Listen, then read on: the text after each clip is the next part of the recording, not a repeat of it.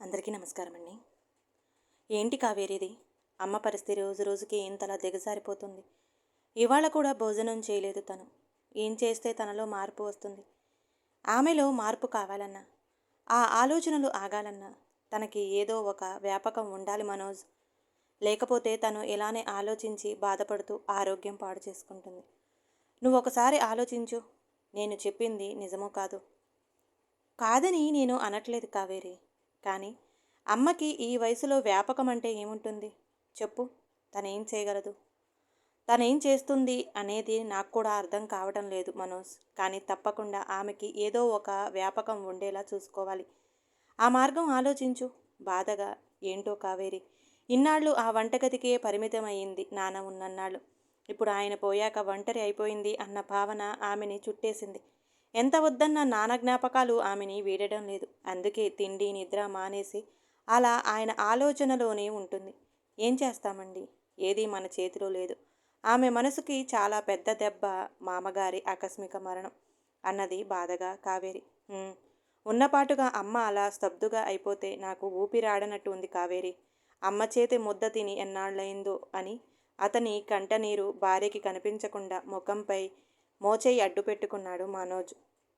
మనోజ్ని అలా చూసి లాభం లేదు. ఏదో ఒకటి చేయాలి.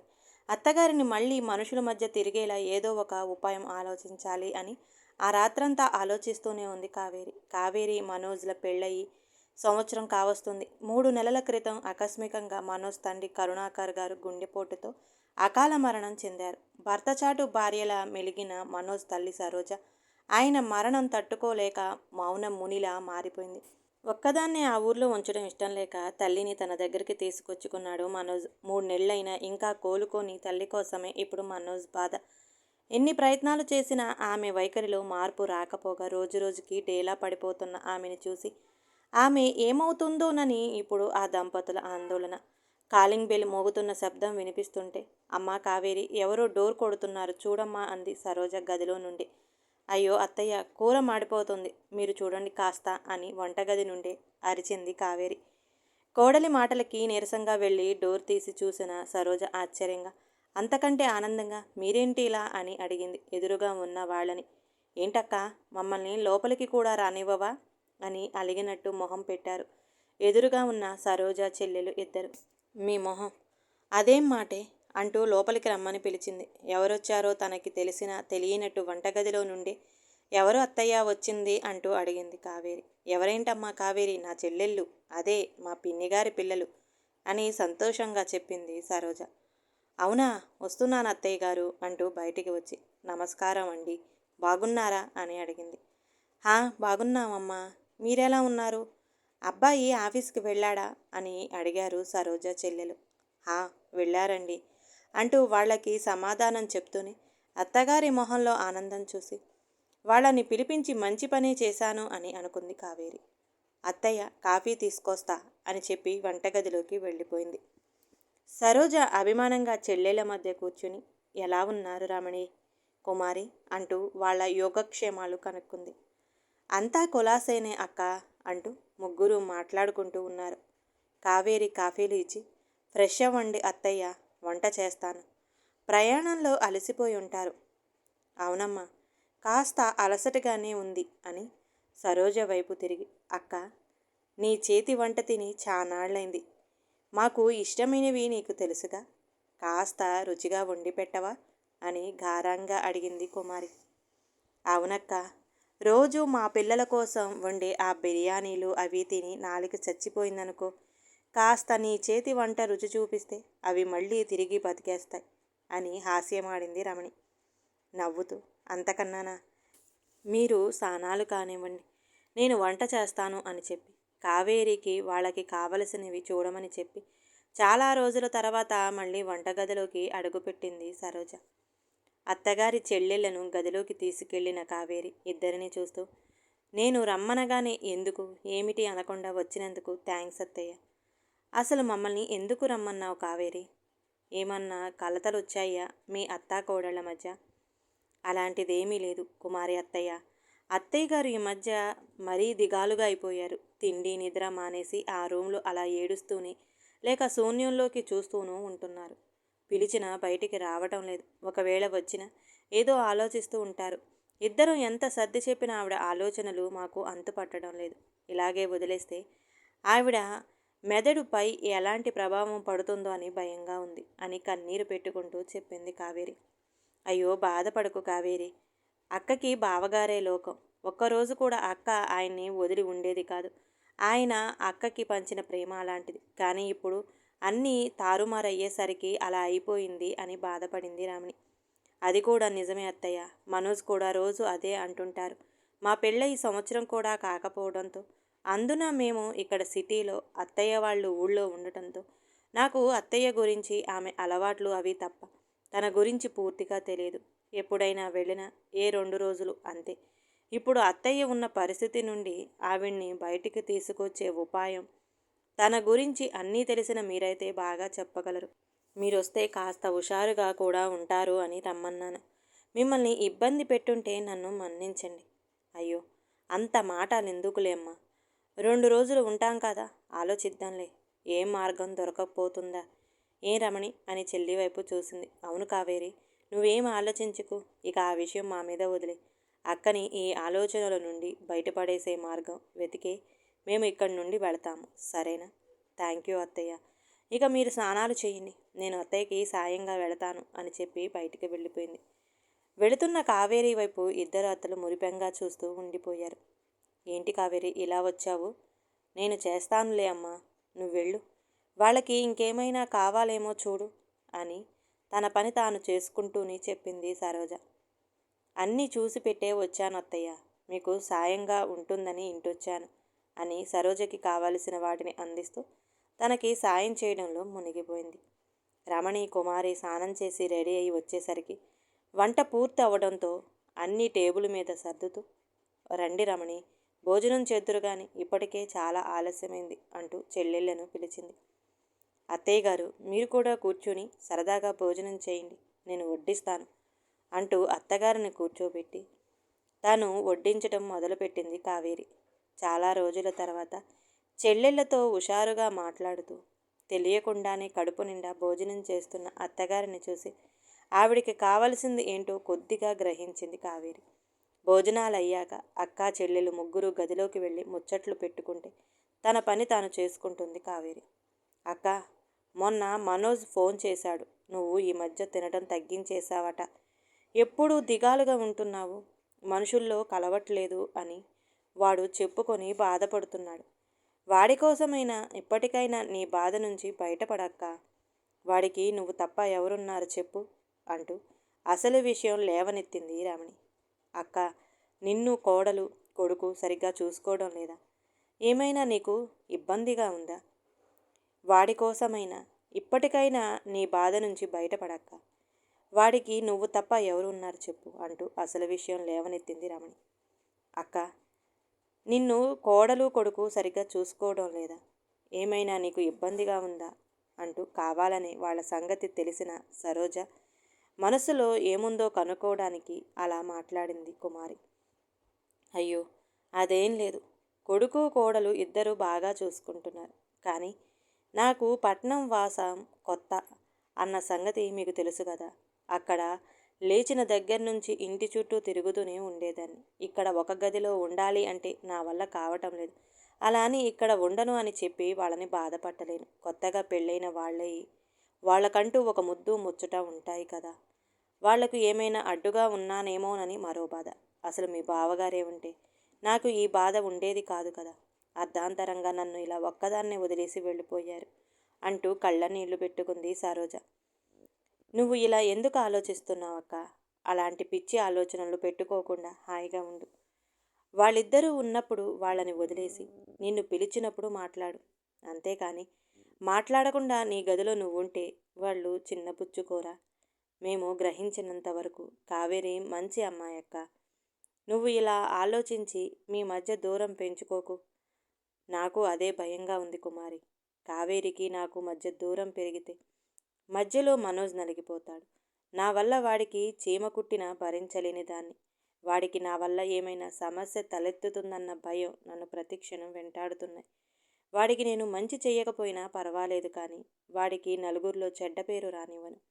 నేను వాడి కాపురంలో కలతలు రానివ్వలేను. ఇక్కడ ఉండలేక ఇంటికి వెళ్ళిపోదామా అంటే దానికి మనోజ్ ఒప్పుకోవటం లేదు. కోడలు అసలు ఆ మాటే ఒప్పుకోవటం లేదు. వాళ్ళని కాదని నేను కాలు బయట పెడితే వాళ్ళ మనసులు నొచ్చుకుంటారేమోనని భయంగా ఉంది. ఏం చెయ్యాలో తెలియని పరిస్థితుల్లో ఉన్నాను. మీరు నాకు ఏదో ఒక మార్గం చెప్పండి అంటూ చెల్లెళ్ళ వైపు చూసింది సరోజ. నీవన్నీ అర్థం లేని ఆలోచనలక్క. నువ్వు పిల్లల్ని వదిలేసి ఎక్కడో ఒంటరిగా ఉండే బదులు ఇక్కడే అడ్జస్ట్ అవ్వడం మంచిదేమో. నువ్వు ఇక్కడి నుంచి ఇంటికి వెళ్ళిపోతే కావేరి తప్పుగా అనుకుంటారు, కానీ నిన్ను నీ కొడుకుని ఎవరూ తప్పు పట్టరు. సమాజంలో కొడుకు దగ్గర జీవితం సాగించాలి అనే ఒక సాంప్రదాయం ఉంది కదా. దాన్ని మీరు కాలు బయట పెడితే మన బిడ్డలకు చేటు వస్తుంది. అయినా ఎక్కడో ఒంటరిగా ఉండే బదులు వీళ్ళ దగ్గరే వీళ్ళకి పెద్ద దిక్కుగా ఉండు. ఉన్న ఒక్క కొడుకుని వదిలేసి ఊర్లో ఉండి మాత్రం ఏం సాధిస్తావు చెప్పు, ఒంటరితనం తప్ప. అవునక్క, రమణి చెప్పింది నిజం. నువ్వు ఇక్కడి నుంచి వెళితే జనాల్లో పలుచని అవ్వడం తప్ప జరిగేది ఏమీ లేదు. ఇక్కడ ఉన్న ఒంటరితనమే నీకు తోడనుకుంటే అది ఇక్కడే ఉండి వాడి పరువు దక్కించి కావేరిని కూడా ఉద్యోగానికి వెళ్ళమని నువ్వు ఇంటి పని చూసుకో. ఎక్కడున్నా నువ్వు చేసే పని అదే కదా. ఇన్నాళ్ళు బావకు వండి పెట్టావు, ఇప్పుడు కొడుక్కి కోడలికి వండి పెట్టు. ఇంకో సంవత్సరం తిరిగేసరికి వాళ్ళు బావగారిని నీ చేతిలో పెడితే ఇప్పుడు ఉన్న ఒంటరితనం దిగులు నీకు ఏమీ ఉండవు. కాస్త నవ్వుతూ వాళ్ళ మధ్య మసలక్క, లేకపోతే మనోజ్ నిన్ను చూసి బాధపడుతూ ఉంటాడు కదా అని సర్ది చెప్పింది కుమారి. తన గదిలో ఉన్న వాళ్ళ మాటలు వినిపిస్తుండటంతో అత్తగారు ఏం చెప్తుందా అని ఉత్కంఠంగా చూస్తుంది కావేరి. మీరు చెప్పినట్టు ఇక్కడ అలవాటు పడటానికి ప్రయత్నిస్తాను కుమారి, కానీ కొంత సమయం పడుతుంది. ఇవాళ నుంచి నా తీరు మార్చుకోవడానికి ప్రయత్నిస్తాను. నా జీవితంలో నుంచి ఒకేసారి వీళ్ళ జీవితంలోకి రావాలంటే ఎందుకో నాకు ఈ వాతావరణానికి ఆ వాతావరణానికి పొసగడం లేదు అంటూ బాధపడింది సరోజ.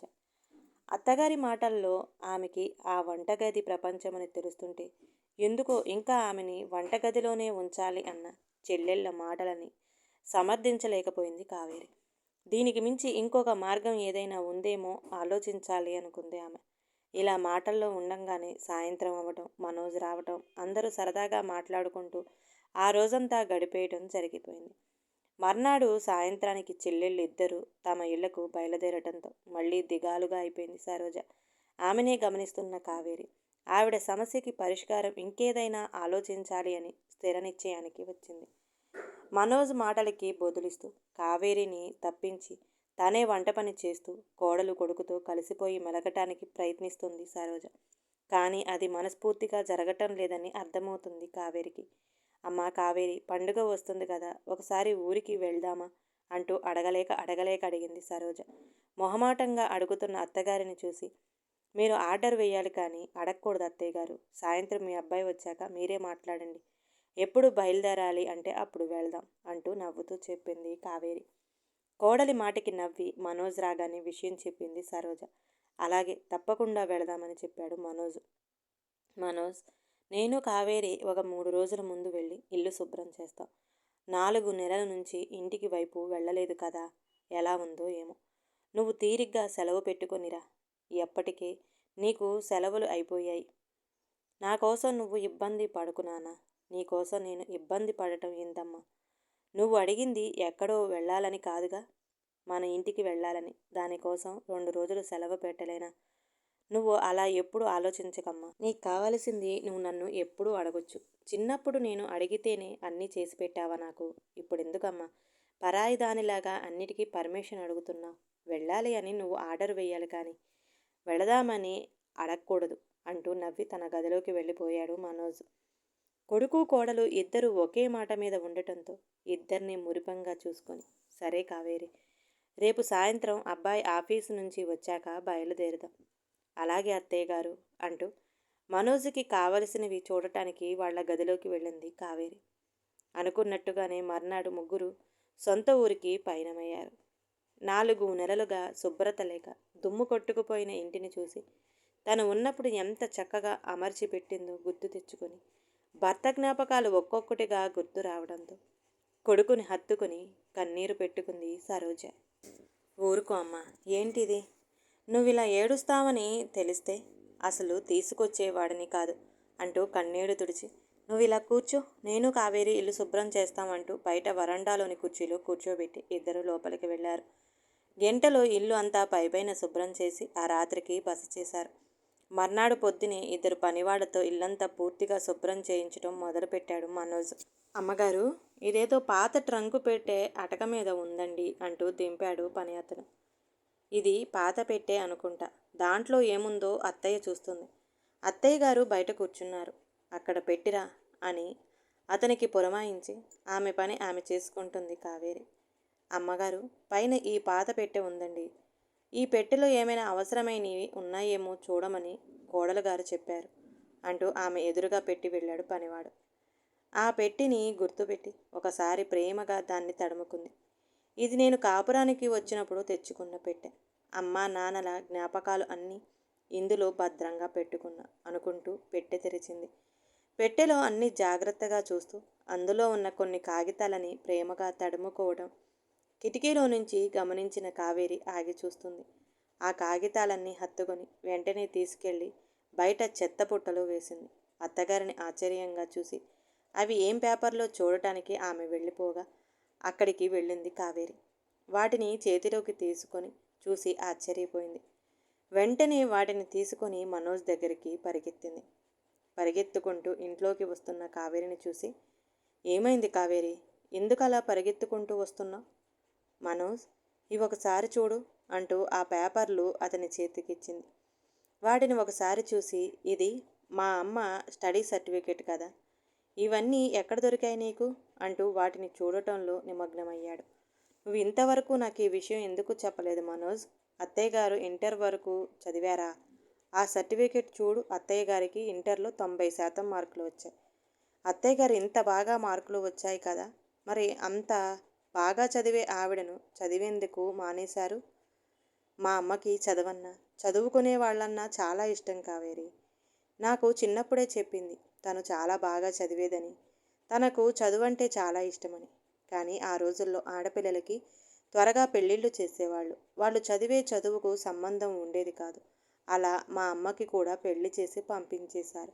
కానీ తనకి అవకాశం ఉంటే చదువుకోవాలని, కనీసం డిగ్రీ పట్టా పొందాలని ఉందని చాలా ఆశపడేది. కానీ ఏమీ జరగలేదు. మీ నాన్నగారికి కూడా అనిపించలేదా అత్తయ్యని చదివిస్తే బాగుంటుందని?